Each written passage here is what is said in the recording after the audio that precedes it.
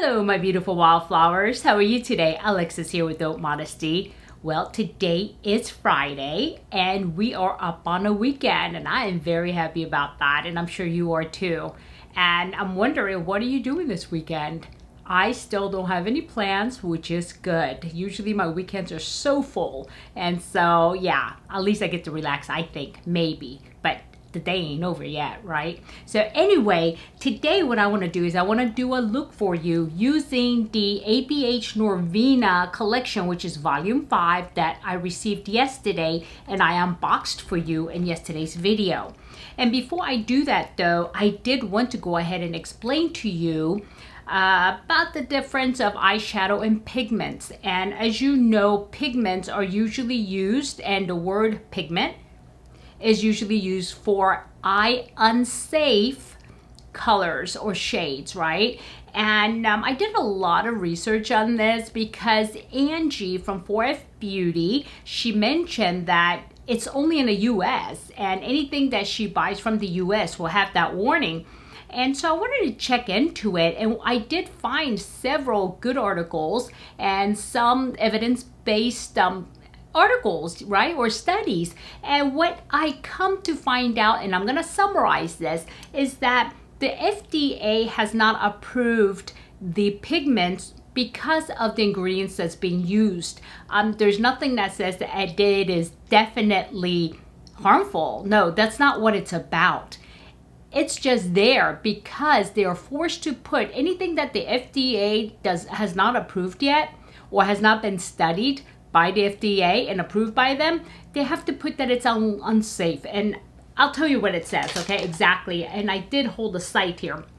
It says, not all pigments are safe for the eye area, at least according to the US's FDA. Eyeshadows are composed of FDA-approved ingredients. Pressed pigments are not approved by the FDA for eye application, so cosmetics companies legally have to call these products something that doesn't imply its use is for the eyes, hence pressed pigment.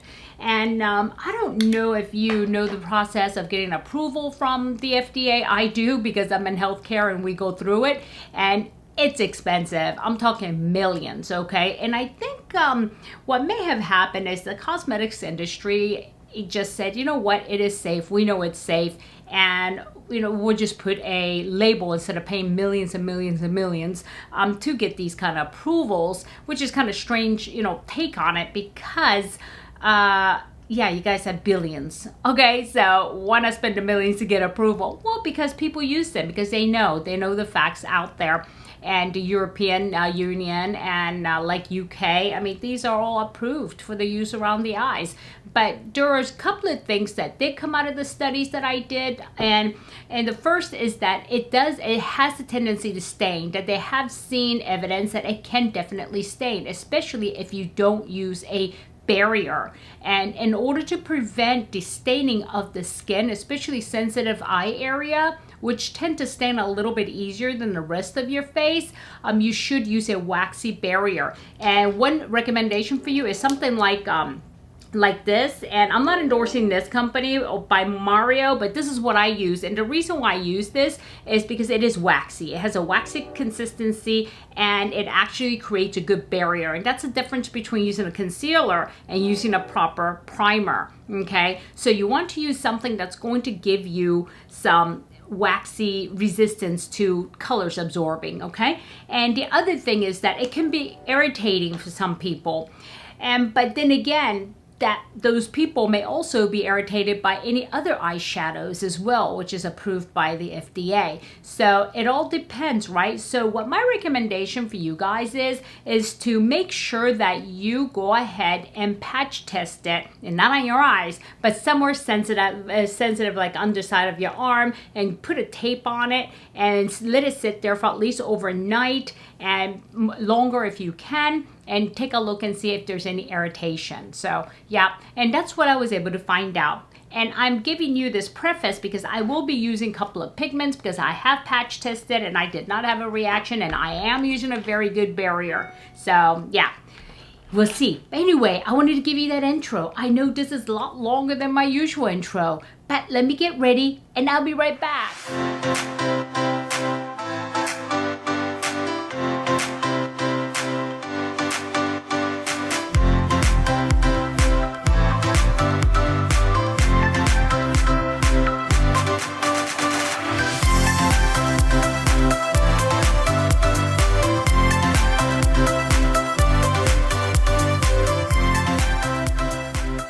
Okay, welcome back, my beautiful wildflowers. I did take a little bit longer, so let me just go ahead and do my motivation app and look for a motivation, okay? And let's see where we stop. Okay, today, here it is, and I have not changed my background yet because I'm really loving that background, the holiday background. And it says, there are two types of pain in this world. Pain that hurts you and the pain that changes you. And that, I remember this from my dad. I mean, the first thing that came through my head when I just read this, and I'm gonna go ahead and heart that. And I remember my dad saying, do you want to feel the pain of discipline or do you want to feel the pain of regret? It's up to you. And, you know, I would ask my father some things, you know, well, I know I have to do this, but I really don't want to do this. It's like, well, it's up to you. You're the one who is going to suffer. And just say to yourself, am I willing to suffer the pain of regret? Or should I just get it over with and suffer the pain of discipline? And it is different pain. Believe me, it is different pain because I've done both. And where it says there are two types of pain in this world. Pain that hurts you. And believe me, the pain of regret did hurt me. It really hurt me. And it made me feel also that I didn't do well. I disappointed myself. It really hurt myself as a, you know, I could have done this. I should have just been disciplined and really just kind of bit the bullet and just do it and feel the pain then, which will be totally temporary, versus for me, it's a permanent pain when I have regret. And I think that's part of it. Or you can take it as that, you know, you may have pains from somebody hurting you. And those are truly pain versus a pain that is from, you know, because you don't want to do something and it's painful to do it. And so you really want to be assured that you know the difference. And think about it.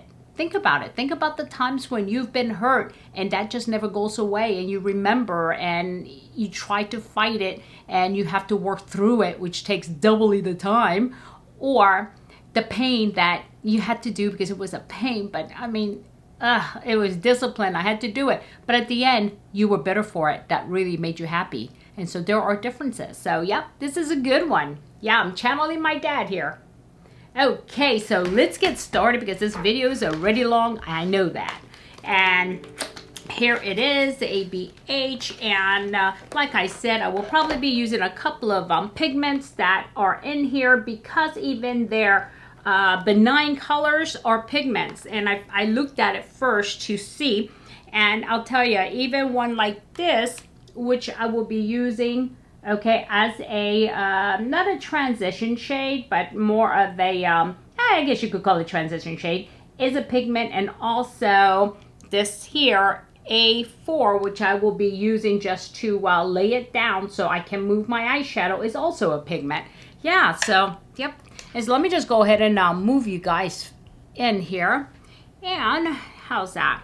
And you know what? Let me just adjust real quick. Okay, there we go. I had to adjust the whole camera, so yeah. Alrighty then, what I'm gonna do is I'm gonna be using my Reffer, and here's a fluffy brush, and I will just be going into this A4 color, shade A4, right here, okay? And I'm just gonna put this all over, and I mean all over meaning not up to my brows, but like right in here, and just move it up.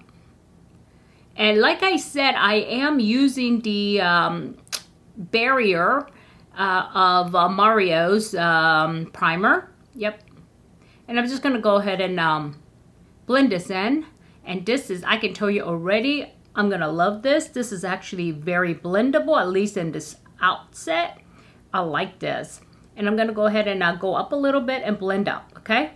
Okay, I did go ahead and blend high on this one, okay? And next I'm going to be using this smallest one, and I want to go into E2, which is also a pigment. There it is, right here, okay? And this will be more in my crease. And the reason why I'm using, even though I want to do some purple colors, the reason why I'm using this is because I want there to be a difference when I go from, you know, purple to non-purple. I don't want it all to look purple because then there is no, you know, there's no distinction of where purple starts, and I want that to be highlighted. Very pigmented, a little bit of a slight kick up, not too bad. Yeah, so it's okay. I'm just gonna blend this in, And I'm gonna do this side, and very highly pigmented eyeshadow, I'll tell you. But it is actually easy to blend, so it's okay. Let me just blend this out. Okay, that blended really nice. And I will do deeper blending once, let me turn that around. Deeper blending once I get the color in, like you know how I like to do. And next one, I will do D4, which is this purple here. And I'm not gonna go as bright today. I wanna go a little bit dim because, I may have to go to a meeting and I don't want it to be way too bright. And that's another thing too, guys.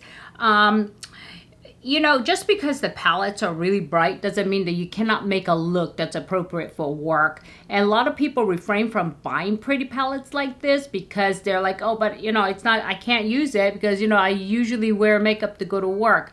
So just remember, you can always tone down any of these colors. And that's what I'm going to do because, as you guys know, I don't like to, you know, I don't like bright colors. And it's not so much that I don't like them, because I do like them, but not for like every day, not for every day. And if it's for, you know, party or a gathering or something fun like that, that's one thing.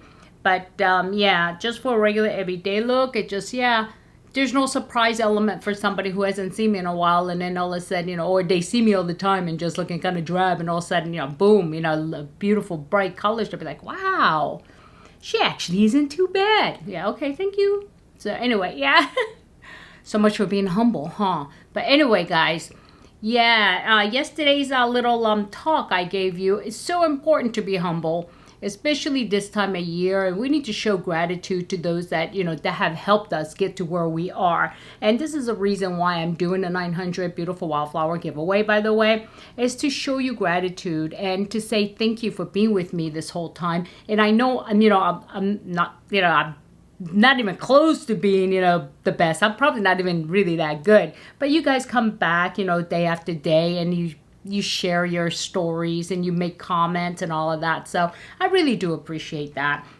And I know that you guys could be watching somebody else who's like spectacular, but you know, but you're with me, and I feel it, guys. I feel it in my heart, and thank you so much. So anyway, hold on one second while I blend. Okay, I think I blended that pretty good.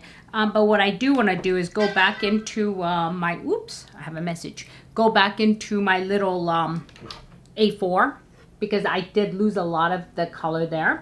And I'm going to go ahead and color this in a little bit here to give it a different, you see how it's not just purple that way, and it just gives it separation. So I'm just going to go ahead and lightly touch that back up. Okay. And as you can see, this is pretty dark if I left it like this. And I want to put a little bit of sparkle, but I don't know which one to use because I don't want it to be too much glitter. But I think I will go ahead and do a, should I do purple or just like a, no, you know what? I think I will do, let's go ahead with C2 right here, C2. And that's glittery, okay? That is very glittery, so let's see what happens. And I will go ahead and use my O2, the flat, you know, the flat brush. Ooh, it still has a little bit of tint of color there. Might have dyed it. And yeah, and I don't want to go too, and just kind of like a grayish, and let's see. Oh yeah, I like this. And I just want to start slow because I don't want it to mess up my look. So this is more like, as you know, my loved halo look. And so I'll go ahead and tap this on, and I will do both sides. And as you know, I will have to blend this a little bit. I like this palette, guys. I really do. And I held off because I don't want to pay full price for it. And, you know, I got it for 50% off on that day where they have the deal of this day or whatever. And so, yeah. Okay, so let me just blend this.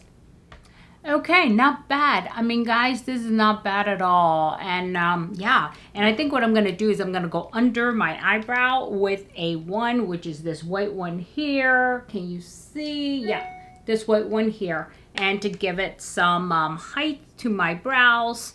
And I like this. I like doing this because it actually cleans it up. As you notice, you see how clean that makes it look versus this. And also gives height to my brows. And I really like that. And I like palettes that come with this shade. Not every palette does, but yeah, I like it when it does. Very nice palette, by the way, guys. I love the way things blend. They blend easily. They blend together, and they actually stay put. And so, yeah, I think that's it, guys. And I'm going to go ahead and put on my mascara and the rest of my makeup, and I'll be back. This is what I got. So what do you think? Well, I do like this eyeshadow, and I like the combination. Let me put you out a little bit more so you can see me. And as far as the eyeshadow palette, it's so easy to use, guys. You know, I have our other palettes, and I really haven't focused on the brighter colors. So, you know, being a little bit more conservative, using the conservative colors, they actually do work out pretty easy. But, you know, I've always wanted to really dive into the more adventurous colors to see if I can tame it down a little for appropriate for work or whatever. And it can be done. Again, I mean, beautiful shades. And there's a little tiny bit of kick up, and the shimmer is very soft, so you really have to be careful when you go in with the brush, but it is such beautiful, nice pigments, and it's spread really nice. I mean, take a look at the eyes as far as, I mean, it really, the shimmer did really settle out, and I really do like it. I do recommend this one here specifically. And well, I do love purple, so definitely this one, yes.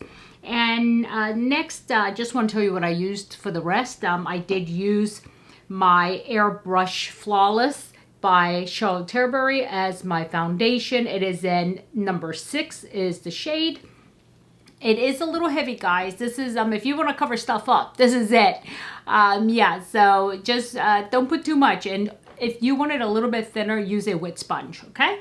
And as far as my concealer, I did want to go ahead and continue using this 24 Hour by MAC. And I did say I'll continue to use what I shopped my stash, so that way I can give you feedback on it.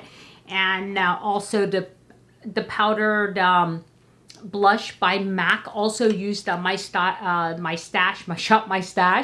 And so that way, like I said, I want to be able to give you guys back really good feedback. I did go ahead and bronze a little bit today, and this is what I use. As you know, this is my favorite by Jolan, and it is called Terracotta.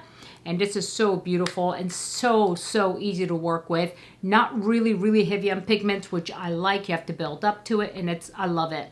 And as far as for underneath, you do notice that I do have a little bit of purple here. I did not want to use the pigment for that, so I did go ahead and use my 24/7 by Urban Decay, and I love this because it's easy to work with, and it's kind of like, you know, fudge proof, right? Because you have time to work. And once you get it down to where you want it, leave it alone and it will solidify, and it is waterproof. And this color, this shade is actually called Vice.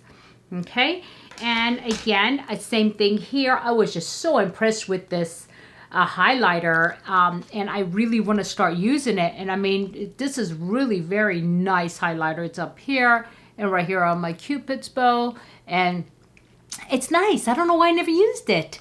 Yeah, I had it since last season. I guess too many of these, and so I just kind of put it in my drawer. But yeah, definitely something I'm going to be definitely using.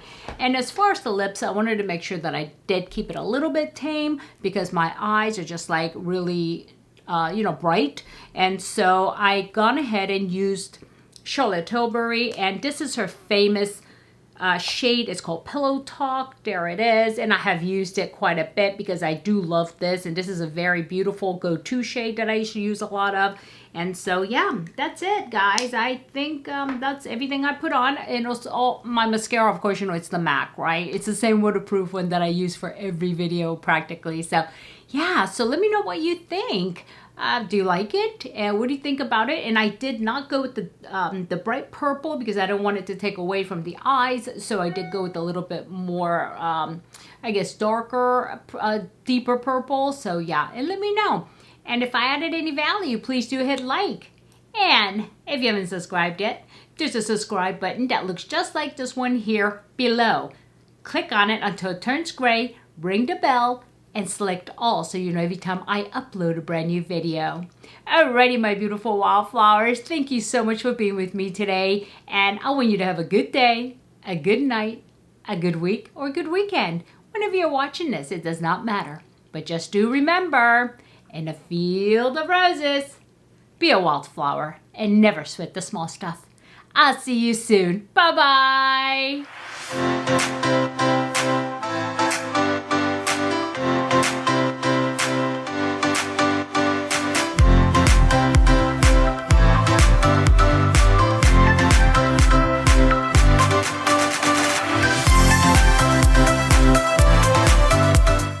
Okay, guys, let me bring you guys in a little bit closer here. Okay, there is a close-up. And anyway, the reason why I brought you up closer is because I noticed there were a few people that actually did watch the video, gave me a smiley face. That was kind of cool because it's like an insider type of thing, right? But not really. But, you know, I just get really curious as to how many people actually do watch the end of it. But, you know, I mean, once I roll the credits, it's not surprising that they wouldn't watch it. Why would they? But then, you know, I guess there are a few people who just keep going on and on and on. And that's nice. Thank you, guys. And so anyway, I want you guys to really have a good weekend, okay? And because I'm sure you guys are watching this on a Friday. So, yeah. And I want you to have a good weekend, good week, good everything. And I just want to thank you from the bottom of my left ventricles. Okay? I'll see you soon. Bye.